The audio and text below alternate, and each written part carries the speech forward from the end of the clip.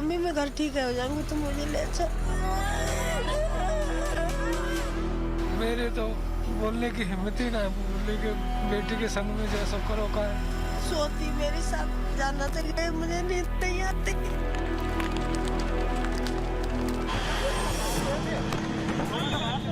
बलात्कार की घटना पर ये शोर सियासी है। The Chief Minister is responsible for the safety of women in the state.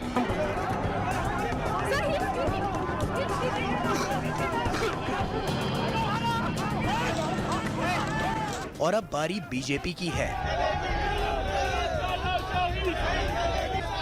Hathras gangrape कांड को लेकर जैसा हमला कांग्रेस ने योगी सरकार के खिलाफ बोला, वैसा ही हमला बीजेपी ने गहलोत सरकार के खिलाफ बोल दिया।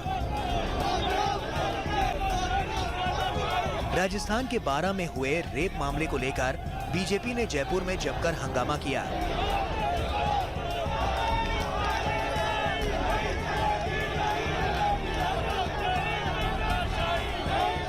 इस दौरान बीजेपी कार्यकर्ताओं की पुलिस से झड़प भी हुई।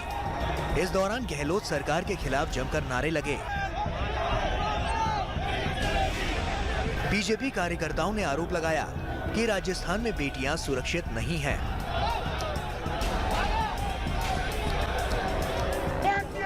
ये पराकाष्ठा है और जनता के कार्यकर्ताओं के आक्रोश का नतीजा है। राजस्थान शांत प्रदेश था, गहलोत जी के राज में राजस्थान सर्वाधिक अपराधग्रस्त राज्यों में शुमार हो गया।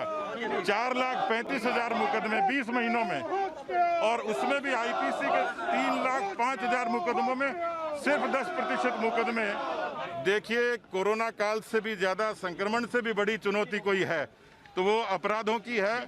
राजस्थान अपराधों की राजधानी बन गया। 4,35,000 मुकदमे 20 महीनों में दर्ज होना, ये अपने आप में बड़ी एक वानगी है इस सरकार के कामकाज की। सवाल है कि क्या ऐसे हंगामों से देश की बेटियां पहले से ज्यादा महफूज हो रही हैं? क्या रेप पर होने वाली सियासत से जमीनी तौर पर कुछ बदल रहा है? देश के हालात देखकर तो ऐसा नहीं लगता।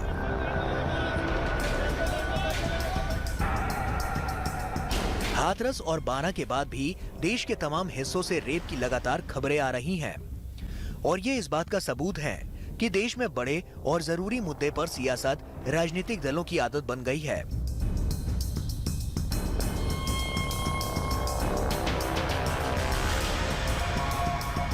पिछले कुछ घंटों की बात करें तो इस दौरान छत्तीसगढ़ के कोंडा गांव में लड़की से गैंगरेप की खबर आई है।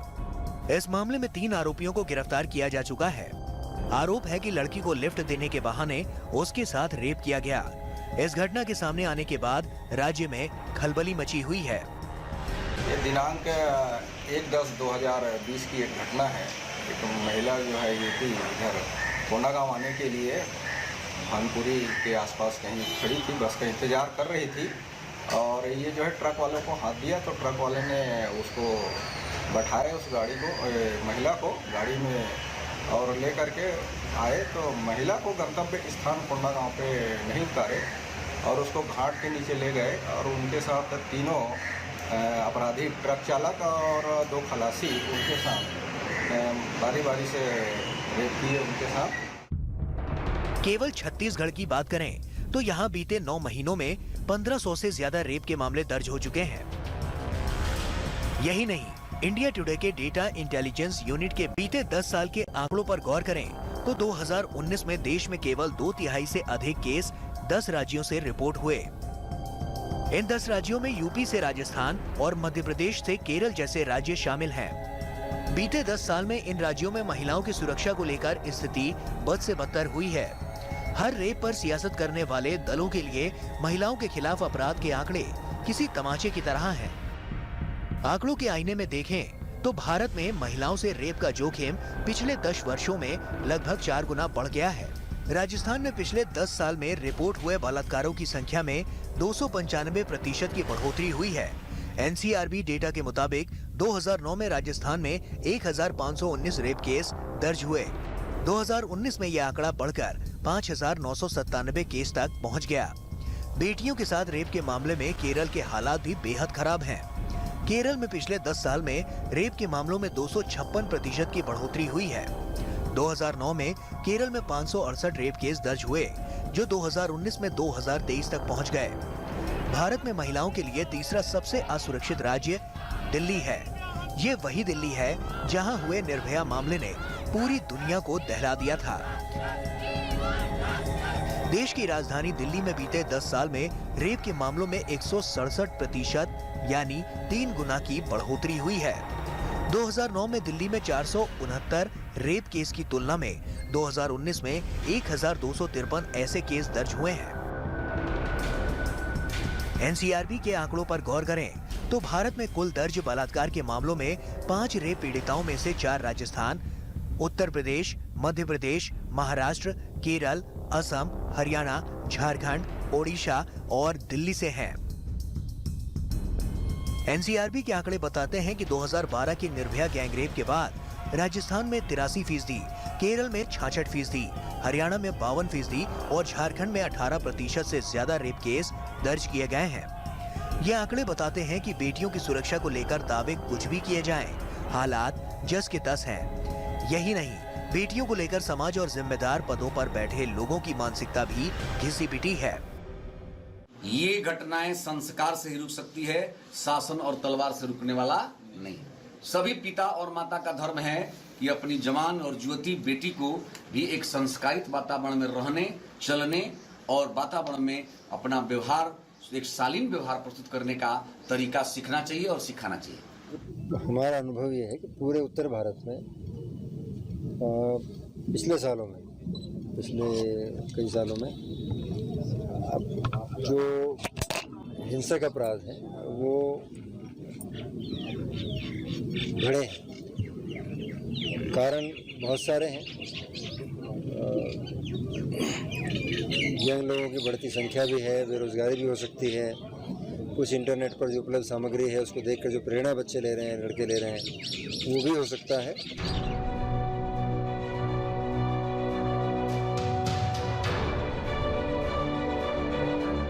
देश में बेटियां कितनी महफूज हैं, चलिए ये भी समझ लेते हैं।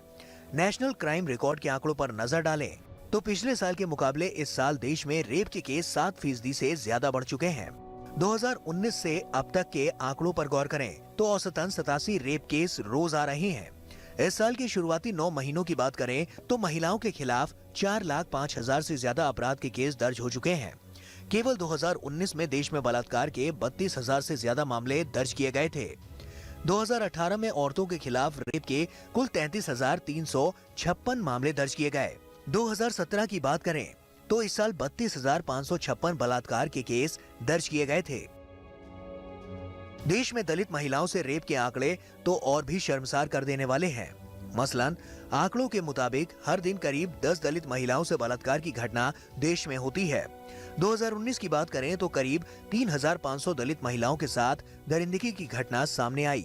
सबसे चौंकाने वाली बात यह है कि देश में 1/3 केस राजस्थान और उत्तर प्रदेश में दर्ज हुए हैं। 2019 में राजस्थान में करीब 6,000 रेप के मामले दर्ज हुए। पिछले साल यूपी में रेप के 3,000 से ज्यादा केस दर्ज किए गए थे। आंकड़ों के मुताबिक राजस्थान और यूपी में दलित समुदाय के खिलाफ यौन हिंसा में बढ़ोतरी हुई है।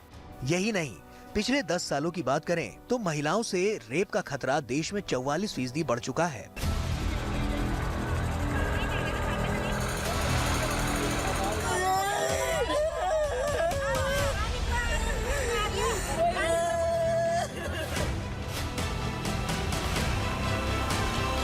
हाथरस की बेटी की हत्या के बाद सियासत अपने रास्ते पर चल पड़ी है।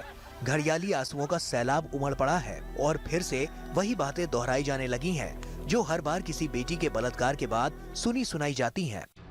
मतलब निर्भया से लेकर हाथरस की घटना तक देश में बेटियों की हालत बद से बदतर हुई है। आंकड़े खुद इसकी गवाही दे रहे हैं।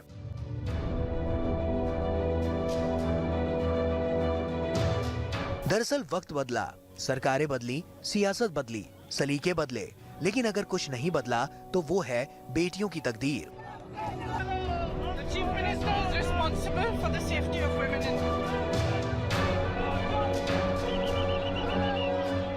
निर्भया कांड के बाद उमड़े गुस्से के बाद सबको यकीन था कि अब हालात बदलेंगे। देश की बेटियों के लिए दुनिया पहले से ज्यादा महफूज होगी। लेकिन हाथरस की घटना ने साबित कर दिया कि बेटियों के लिए समाज और सिस्टम बद से और बदतर हुआ है।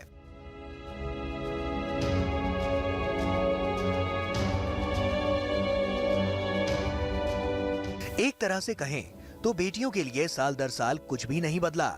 याद कीजिए 2012 में निर्भया के साथ हुई हैवानियत। इस घटना से देश क्या दुनिया दहल गई थी। इस हैवानियत के बाद क्रिमिनल लॉ में संशोधन करते हुए बलात्कार और यौन हिंसा के मामले में कड़ी सजा का प्रावधान किया गया था। लेकिन लगता है कि ऐसे कानूनों का दरिंदों पर कोई असर नहीं हुआ। हर अपराध और हर बलात्कार को सियासत के तराजू से तौलना राजनीतिक दलों का काम है।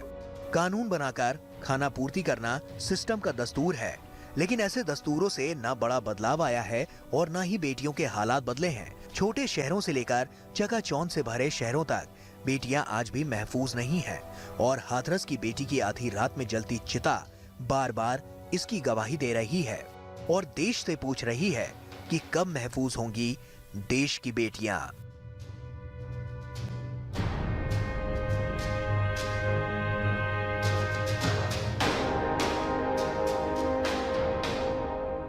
नमस्कार, मैं हूं अंशु शर्मा और हमें उम्मीद है कि आपको ये वीडियो जरूर पसंद आया होगा।